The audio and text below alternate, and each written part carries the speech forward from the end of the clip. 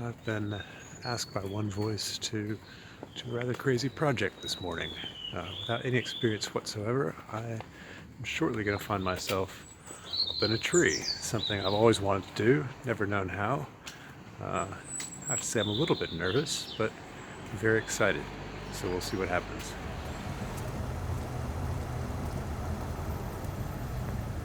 I'm here with Larch Maxey, and where are we exactly? So we're at Highbury Corner, Islington, Okay. London.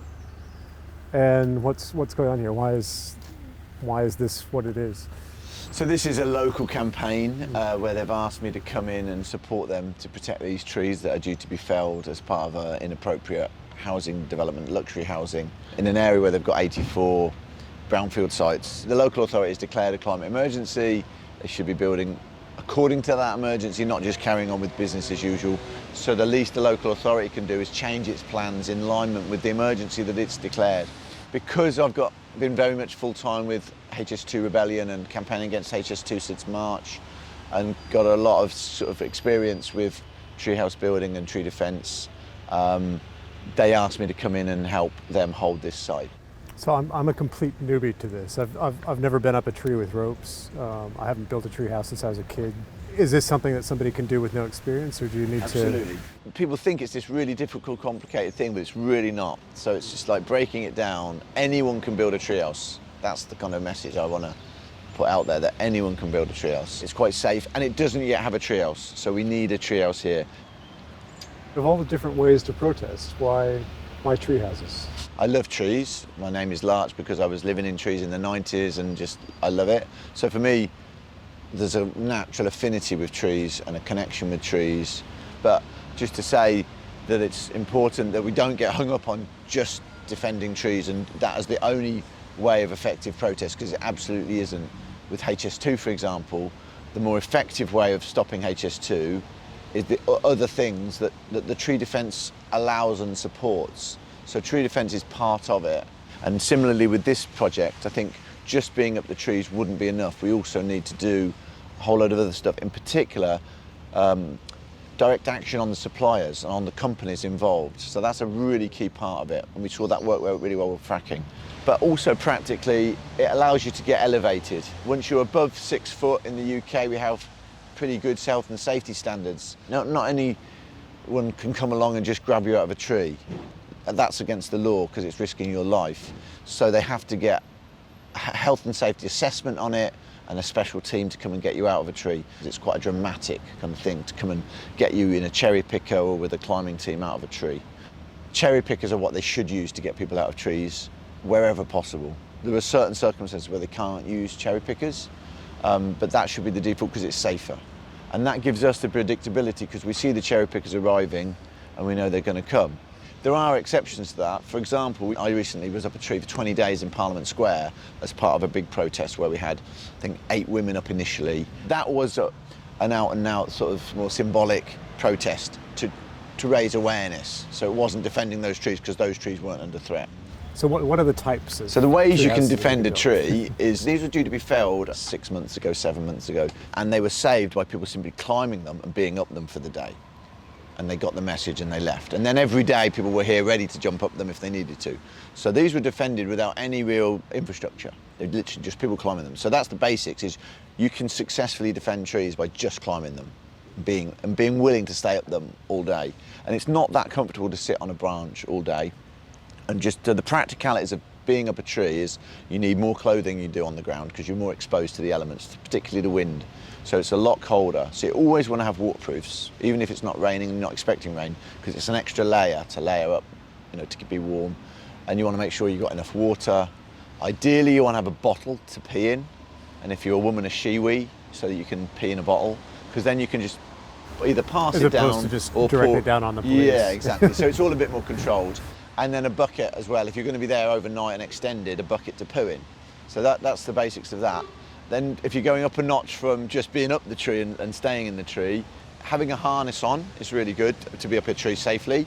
And then you can always tie yourself to the tree in your harness. So that's the very minimum. It's not comfortable, but it is safe and it is possible.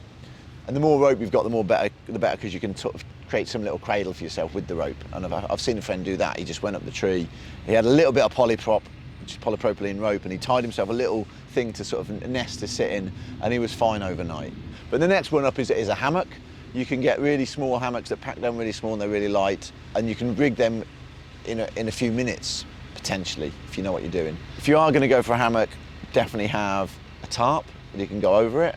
And the way to rig the tarp is to know which way the prevailing wind is coming and rig the tarp so it fully wraps the hammock, so that if you drop anything, the tarp catches it, and that you're fully wrapped in the rain. So I've been up 20 days in the Parliament tree and 5 days recently, and another tree that HS2 ended up felling. But both times, even in driving rain, I was fine in hammocks because I'd wrap the tarp around it. And you also then in a hammock want to ideally have a mat of some sort so it creates a bit of rigidity. Old carpet will do it, as well as your sleeping bag, just to create a bit more comfort. And then the trick is having a top line that you can safety into, and then another line for storing all your stuff in loads of bags. But much more comfortable than a hammock is a platform, and then once you've got a platform, then it's very easy to put what we call a bender on top, a bender frame, which is hazel poles created into a dome, and then a tarp on top of that. So then you've got the basics of a treehouse. And the reason to go towards a platform and a treehouse rather than a hammock is comfort, but it's also, as you go towards the winter, colder and wetter, you want more protection. You don't want to end up having to come down and give up because you weren't comfortable enough. Living in a tree can be really comfortable and really pleasant.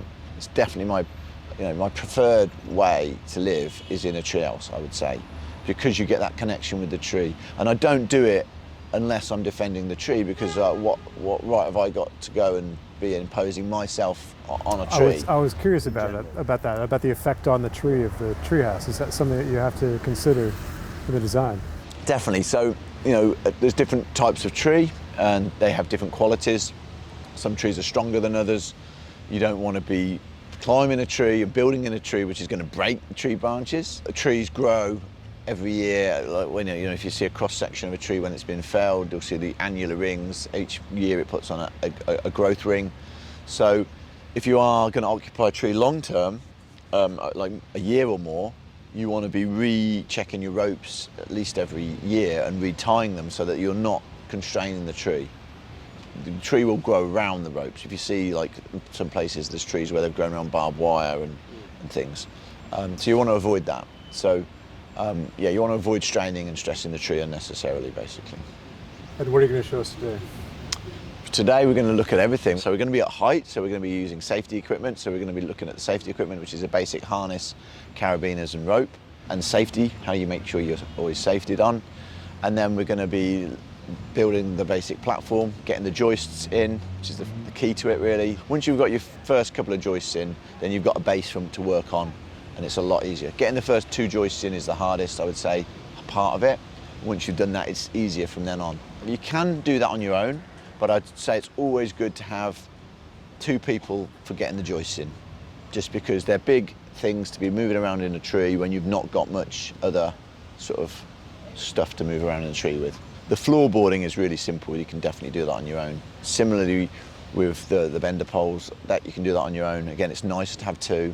And putting the tarp on is also a little bit tricky. You need to, again, because you're on the outside of the tree, so you've got to really be careful with safety on that, make sure you're safetied on. So if I understand correctly, there are kind of 4 main steps to this. So the first one is selecting the right tree. Second one is getting up into the tree with the rope work. Third one is the actual sort of construction, how it's done. And then the fourth one is actually living in that space. Is that right? Yeah, exactly. Great, yeah. Let's do it. Can't wait.